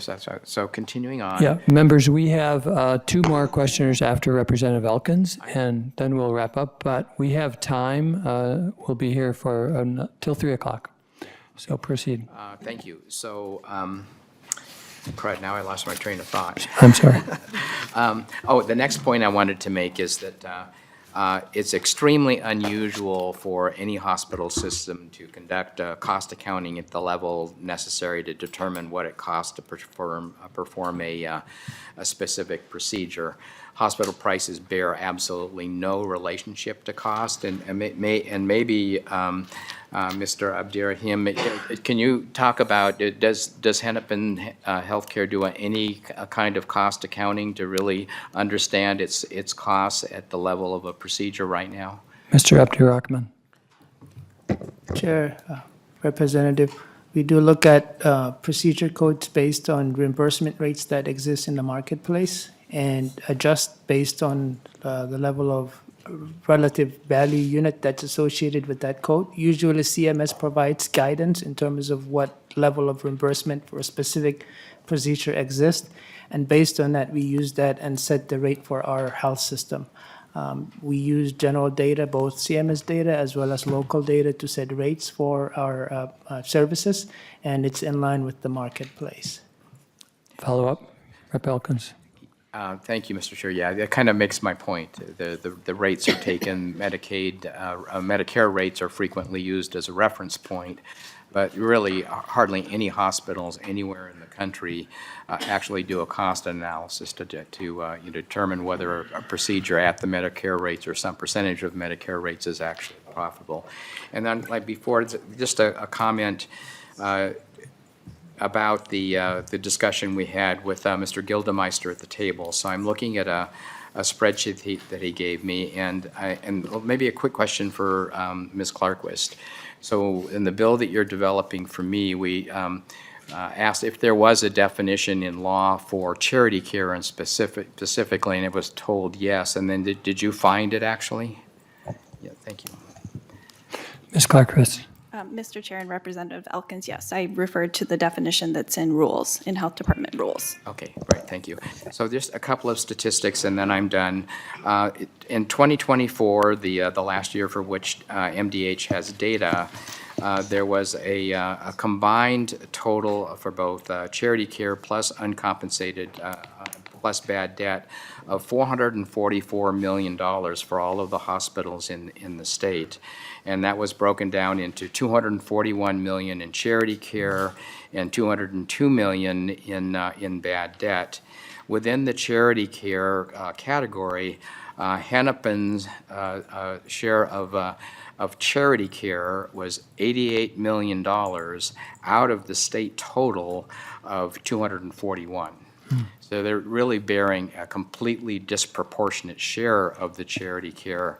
And in fact, second place was Regions at 25 million, Mayo at 21, is that right? Mayo at 21, and North Memorial is down at 19 at only 2.6 million. Thank you for that information, Rep. Elkins. That's very pertinent to the conversation. Representative Bonner. Thank you.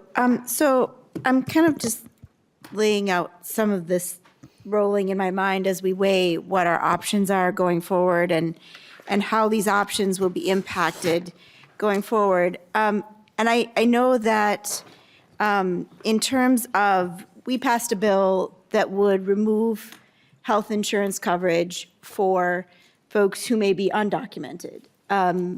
It did not allow for new folks to apply as of the middle of last year. As of the beginning of this year, All of those folks were then dropped off of coverage. I'm just going to go out on a limb here and for the sake of time and assume that a good number of those folks are very likely using Hennepin Health for their health care, just because of their location and their mix.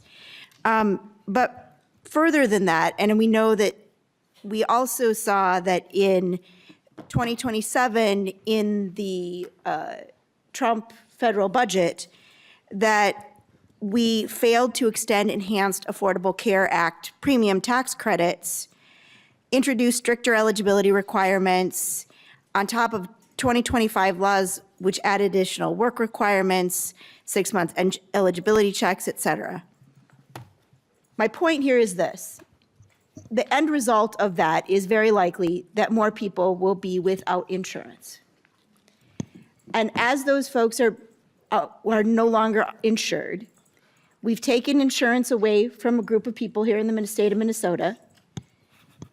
And then we are having deep conversations today about why a safety net hospital cannot manage to be profitable and be in the black, as we make it harder and harder for them to address the needs of their patients who likely have no insurance and no way to pay that bill.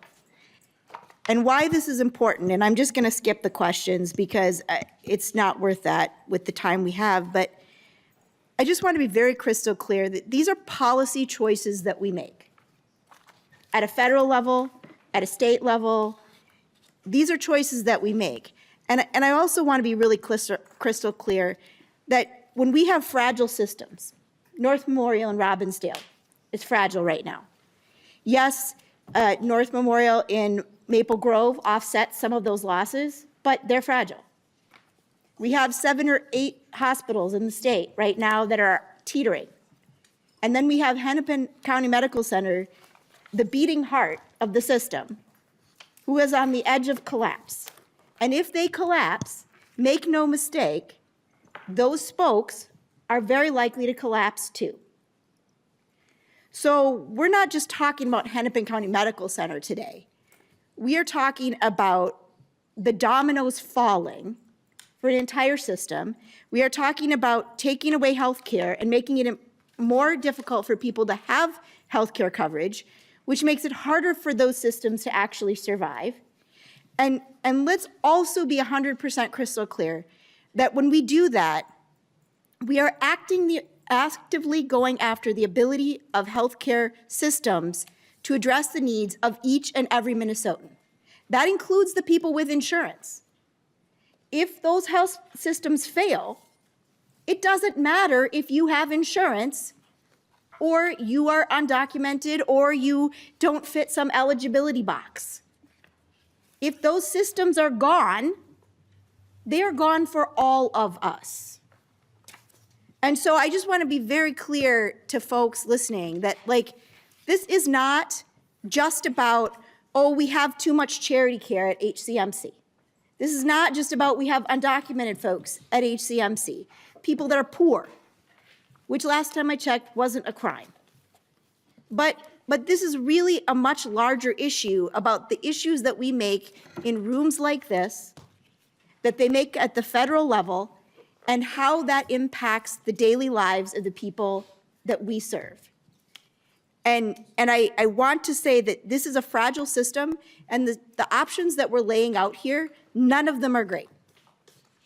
But we have to do something because we cannot afford for our families not to be able to get care. We cannot afford for them to not be able to go to a hospital when they need it.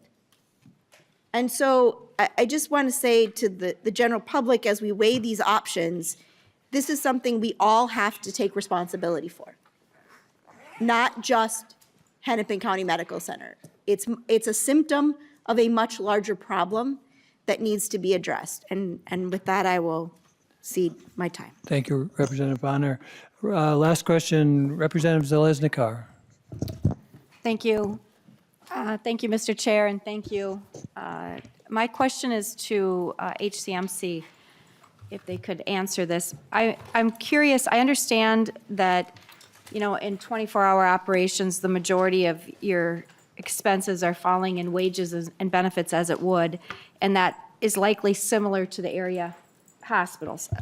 I understand that, and I understand the issues with the payer mix, reimbursement rates. I'm wondering if there's anything that's changed, or if you've seen any outlier situations at HCMC, from in 26, from January to now April, that has been an outlier for your hospital in the sense of staffing and making sure that you have coverage for the people that you serve in this level 1 trauma hospital, if there's anything that's different, or if everything you're seeing is mirroring the hospitals in this region too. Dr. Scott? We don't have perfect information or insight necessary to what's going on at other hospitals. I can maybe repeat some of the comments I made earlier, comparing against historically. We are seeing some instability with our physicians and advanced practice providers, higher rates of resignation this year than we've seen in previous years. Beyond that, let's see if Mr. Abdi has any other comments. Mr. Abdi-Rahman? No, I think that's really it. I think, we're looking at attrition and people resigning as a result of some of the instability that exists within the organization today. And obviously, Hennepin Healthcare is in the news, so that's what I would note. In terms of overall, what we've seen from, the last couple of years related to the overall financial performance, I would note that, directed payments is pretty significant source of revenue for the hospital, and the fact that there's been a public health emergency that has ended and people have lost eligibility to redetermine, that has impacted us financially more so than the other health systems. And so that has been something that we've been looking at. Initially, we estimated that to be worth about $60 million for the organization. Follow-up, Representative Zeleznikar. We have a couple of minutes. Okay, thank you.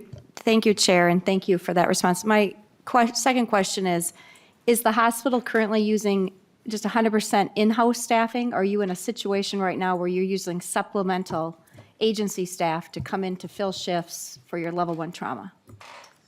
Dr. Scott? Thank you, Mr. Chair. We do use some agency staff, in areas where we have had critical staffing shortages and have operational need to do that. We work in a way to try to minimize and reduce that use on an ongoing basis, but we do use some agency staff.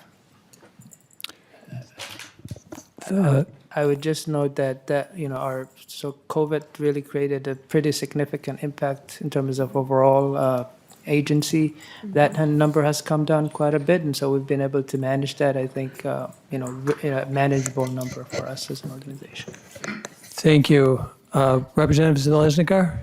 Thank you, Chair. And just in follow-up, if I'm hearing you right, you aren't seeing an increase then in your outside agency staffing to fill shifts. It's within a reasonable projected budget amount. It's not something that is an outlier from what your trends have been following COVID?